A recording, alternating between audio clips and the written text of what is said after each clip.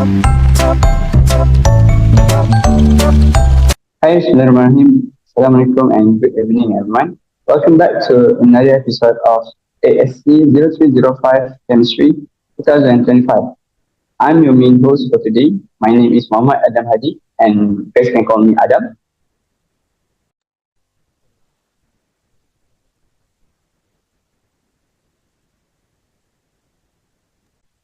My name is Nidya Mariam binti Muhammad Farid. You can call me Dia. Hello, my name is Nur Aina binti Basri and you can call me Aiden. And today we're going to talk about amino acid supplements for muscle building. And together with us, we have brought special guests far from Australia. Here with us, please welcome Miss Suraya Nikwan. Could you tell us about yourself first, please? Hello, Assalamualaikum. My name is Suraya Niklan. I'm a dietitian and I have been for the last 10 years. I predominantly help people in private practice to help them improve their diets and their lifestyles. And I mainly work with people who are looking for improving their health through their blood work or mainly through bariatric surgery, where we talk a lot about protein to make sure that they're not deficient in protein. So I'd say that I know quite a bit about protein for your topic today. Right, great. So now we're moving for the objectives of our podcast today. First, we're going to explore how amino acids contribute to muscle growth, repair, and recovery. And other than that, we're going to identify essential and non-essential amino acids and which ones are most commonly used in muscle building products. And for the last part is to address any known health risks, side effects, or concerns related to the use of amino acid supplements. So, without further ado, let's go to our first questions. So, Miss, what are amino acids and why are they important for muscle building? Great question. Amino acids are often called the building blocks of protein. So when you eat protein like meat, eggs, dairy, legumes, your body breaks them down into amino acids, which it then uses those amino acids as building blocks to build and repair all the muscle tissues in your body. Every single cell in your body is made of protein. So anything you can see on yourself is made of protein, and it all requires amino acids. They're essential for muscle recovery after a workout and for stimulating muscle growth. They're important for hair growth, skin growth, all-round cellular growth. So without the right amino acids, it is much harder for your body to rebuild muscle and just to be healthier overall. Oh, great. It's so important to have amino acids in our world, yeah. So for the next question, is it better to get amino acids from supplements or natural food sources? Yeah, that's an interesting one. A lot of people do struggle with this and they tend to go a lot to the protein supplements. But for most people, getting amino acids through natural sources is ideal. Whole foods like eggs, chicken, fish, tofu, lentils, they don't just offer amino acids. They also come packed with other nutrients that support our overall health. There are lots of concurrent nutrients that also come with eating these types of foods. Now, supplements can be helpful in some cases. For example, athletes with higher demands or people with dietary restrictions, or they may need more protein for a particular medical condition, but they definitely shouldn't replace balanced meals. Think of supplements as a top-up, not really a shortcut. Oh, I see. Then we'll be moving on for the other question that specify down on how amino acid really works on muscle building. Yeah, great question. It's your body needs 20 different amino acids to function. Now, 9 of these are called essential, which means that your body can't actually make it from its own workings of the body, and it can't make it itself. So you need to consume them, otherwise you will be lacking in that case. The remaining 11 of those 20 are non-essential, which means that your body can produce them if it needs to. So the human body requires 20 of them, and the ones that are the first 11 that are non-essential, they are alanine, arginine, asparagine, aspartic acid, cysteine, glutamic acid, glutamine, glycine, proline, serine, and tyrosine. And the remaining 9 that are essential, again, they cannot be made by the body. So you must get them through protein-containing foods.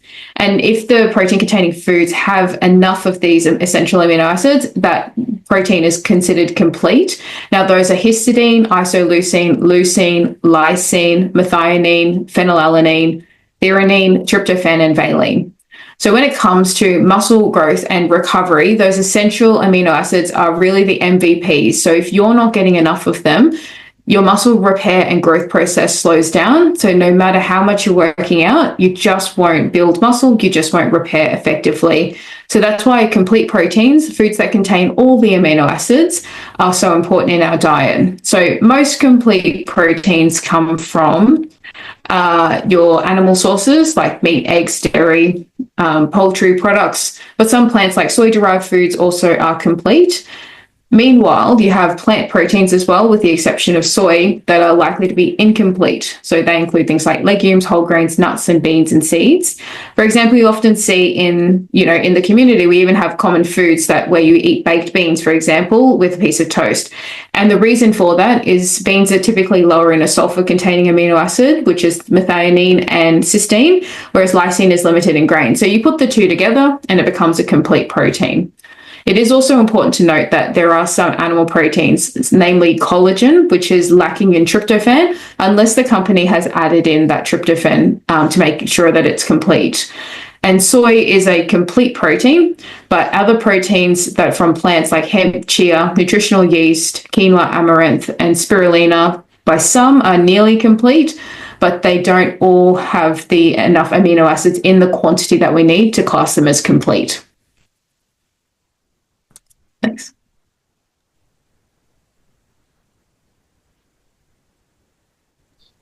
How do you rank ASP0305? Branched chain amino acids compared to a full spectrum amino acid supplement when it comes to building muscle mass. So to take it back a little bit, branched chain amino acids are leucine, isoleucine, and valine. They're a subset of those essential amino acids. They've become popular, particularly because of leucine. It plays a very key role in triggering muscle protein synthesis. So leucine is the highest in whey protein isolate. Now, but the problem is that BCAAs can reduce muscle soreness and they can start the recovery process of the muscles, but they're not enough on their own for full muscle growth or full repair. So you do still need to ensure that you are having the complete amount of protein in the right quantities for your body.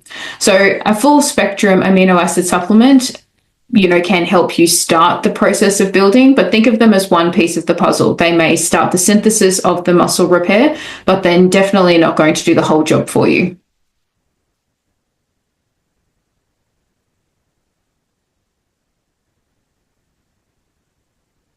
Okay, so let's get to the next question. Are there any risks or side effects of taking amino acid supplements regularly, especially for beginners or casual gym goers? Yeah, it's very important to talk about that. So while amino acid supplements are generally safe when used in the right quantities and as directed, taking too much of them, especially if you're already getting enough protein from your diet, can cause stress on your kidneys and your liver over time, eventually breaking them down depending on the quantity of protein that you're having. Now, some people may also get digestive issues like nausea and bloating if they take too much protein.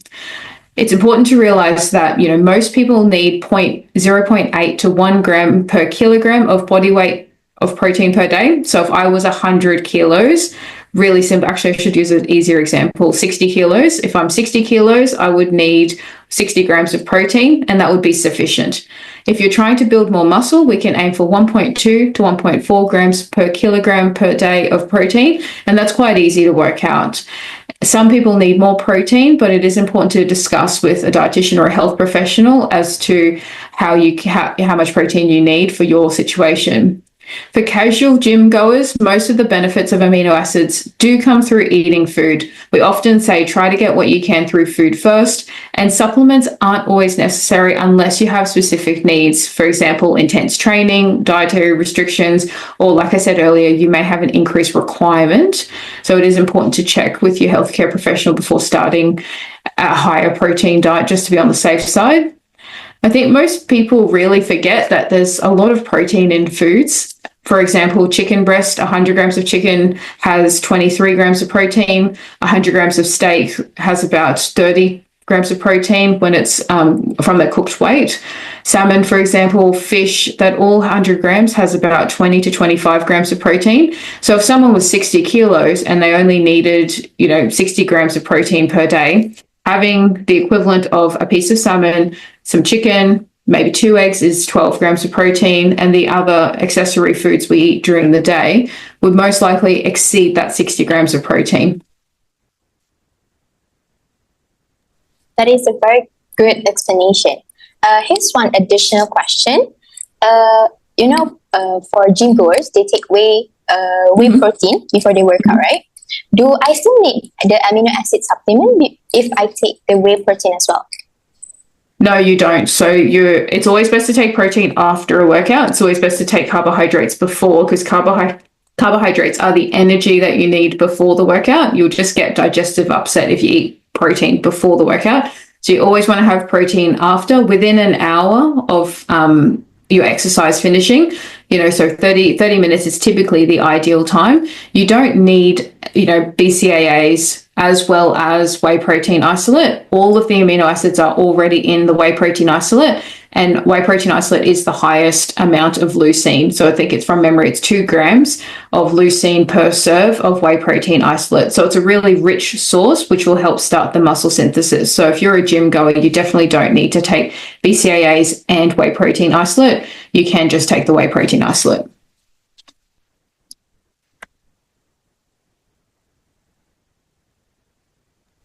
So one last question. Which is better for muscle gain, BCAAs or EAAs, or just simply whole protein?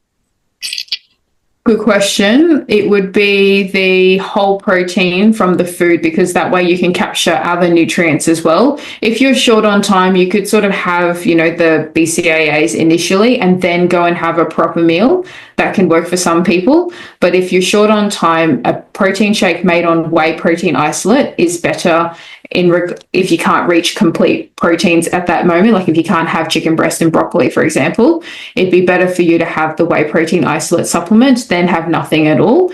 But in preference to all of that, the fastest way to get the absorption of the amino acids would be from whey protein isolate.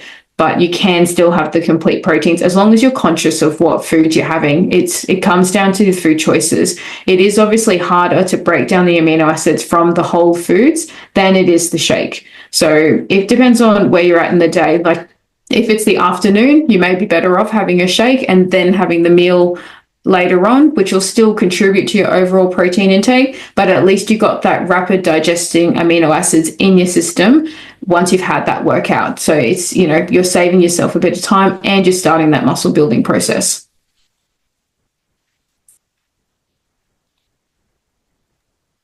Wow, what a wonderful experience that we had to have a dietitian with us to explain about amino acid. So to conclude, it's not just about exercising and lift weight.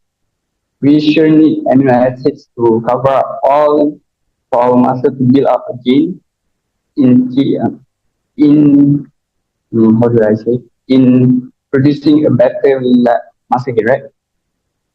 Yeah, so you need the amino acids to ensure that you're building muscle. If you do not eat enough protein, you just lose muscle. You get nauseous, you get really fatigued. I often say to patients that they're like a zombie walking, particularly people who've had that weight loss surgery. If they've only got 10 grams of protein, you can tell it on their face that they haven't eaten enough. They're dull, they've got this like grayish kind of color to their face. They just look really lethargic. It's hard for them to put sentences together. So the protein is so important, and a lot of people do not realize it. A lot of diets, people go on, they often cut out the protein and they don't eat enough, and which is why they don't lose weight, because you need the protein to support the muscle, which is the metabolism of the body, the powerhouse of the body. If you don't eat the protein, you'll lose muscle and you won't lose weight. So it's really so important. I don't think many people realize how important eating enough protein really is. Okay, one last question is, could you please provide some tips and tricks for muscle gainer or someone who just started to gain weight? or how do they start to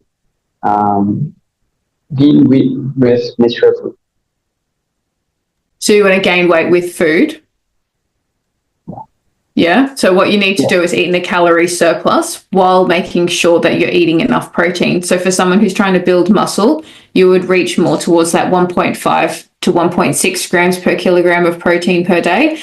But you also need to be in a calorie surplus. So there's calorie calculators online.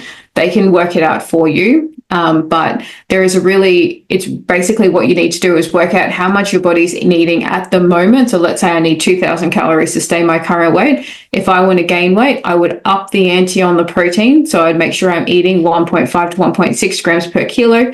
But I'd also make sure that the overall calories are higher, 500 calories higher than my baseline. And that would attribute to weight gain, particularly muscle gain, as long as I was doing the exercise. If you're not doing the exercise, it'll just get put on as fat. Oh, I see. Yeah. Thank you so much for the explanation. You're welcome. So we have come to the end of the podcast. Yes. So thank you once again for the wonderful experience with us to explain in details about amino acid for our muscle build. And I guess that's it for our episode for now. And I hope you guys will learn something benefits and be sure to don't just take food and don't just exercise. Be mindful about your diet as well. Okay, I guess we have come to the end. Thank you so much for listening and have a wonderful day. Goodbye.